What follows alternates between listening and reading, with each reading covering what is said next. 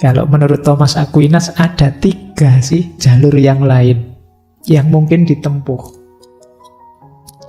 Yang pertama apa? Jalur pengetahuan biasa dari pengalaman sehari-hari.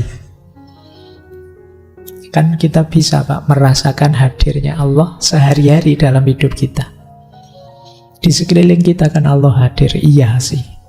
Tapi kalau kita berangkat dari situ, khawatirnya masih tidak terlalu jelas, mungkin tercampur-campur. Allah kita setarakan dengan alam, dengan makhluk-makhluk rohani, bahkan dengan manusia. Jadi kalau melewat pengetahuan umum yang kita peroleh dari pengalaman sehari-hari, bukan melalui perjalanan spiritual ya, khawatirnya masih kabur, masih rancu. Ada mungkin melalui pembuktian-pembuktian Pak, demonstration. Dulu kita pernah mengkaji pembukti adanya Tuhan. Kalau tidak salah ada 7 cara membuktikan Tuhan. Ada argumen sebab pertama, ada argumen ontologis, ada argumen teleologis, macam-macam itu. Tapi kan waktu kajian itu kita tegaskan semua bukti lemah. Kalau tidak percaya boleh diulang. Bukti-bukti rasional adanya Tuhan. Semua bukti ada kelemahannya. Ya tak kasih contoh ya, apa wis? Yang paling populer, kalian kan sering pakai sebab pertama. Segala sesuatu ada sebabnya. Maka barang A ada sebabnya B, B sebabnya C, terus sebab. Tapi ini kan harus ada titik awal sebabnya. Harus ada sebab yang tidak disebabkan oleh apa-apa, yang tidak ada sebabnya. Nah, terus yang tidak ada sebabnya ini kita sebut Tuhan. Loh, itu secara logis kan juga tidak mulus juga. Misalnya, bayangkan tadi di awal kita bilang segala sesuatu ada sebabnya, tapi di belakang kita bilang harus ada sesuatu yang tidak ada sebabnya. Ini kan kontradiksi, tabrakan. Yang kedua, siapa berani menjamin sebab yang pertama ini hanya satu? Apa tidak bisa sebab yang pertama itu 2, 3, 4 misalnya? Kan secara logis mungkin saja kan. Oh, kalau misalnya kayak di Zoroaster itu, kalau yang baik-baik nanti sebabnya ini Ahura Mazda. Kalau yang jelek sebabnya Tuhan versi jahat, Ahriman dan lain sebagainya kan. Kenapa kok tidak begitu? Kenapa kok kita pastikan satu? Kan mungkin saja 2.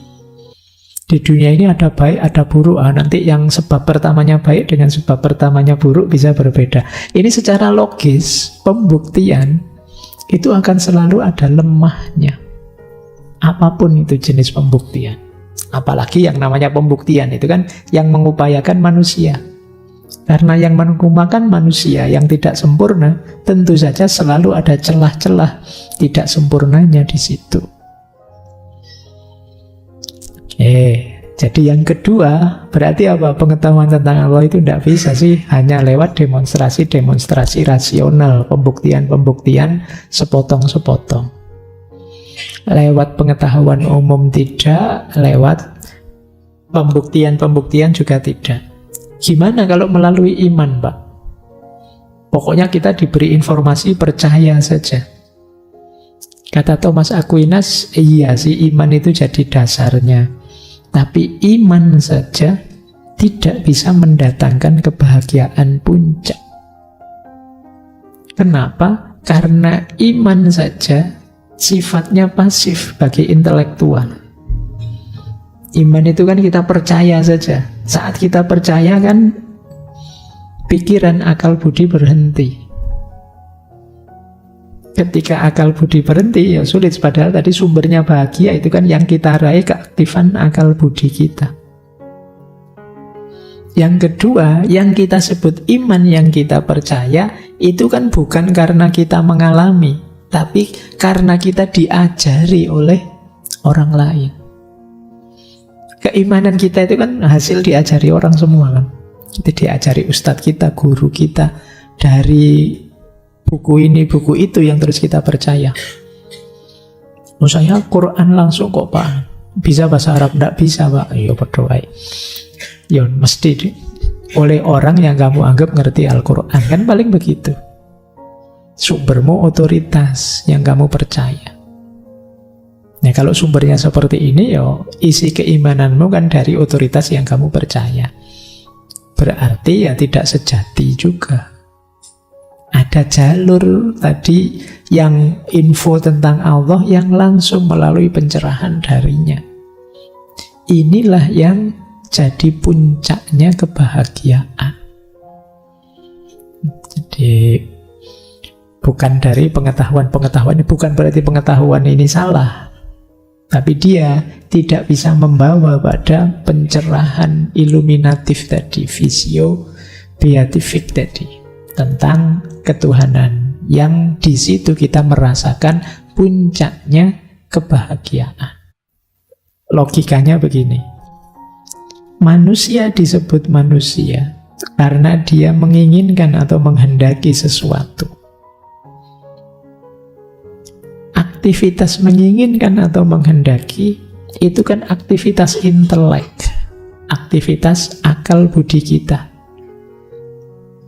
Berarti yang menggerakkan manusia itu intelek, termasuk yang menginginkan kebahagiaan. Berarti apa? Selain wadah kebahagiaan, dia juga yang mengarahkan manusia pada kebahagiaan. Karena akal budi kita masih sehat, terus kita menginginkan kebahagiaan. Kalau sedang stres, depresi, mungkin kita tidak mikir ke sana, tapi ketika sehat kita mengarah ke situ. Di situ gunanya pikiran.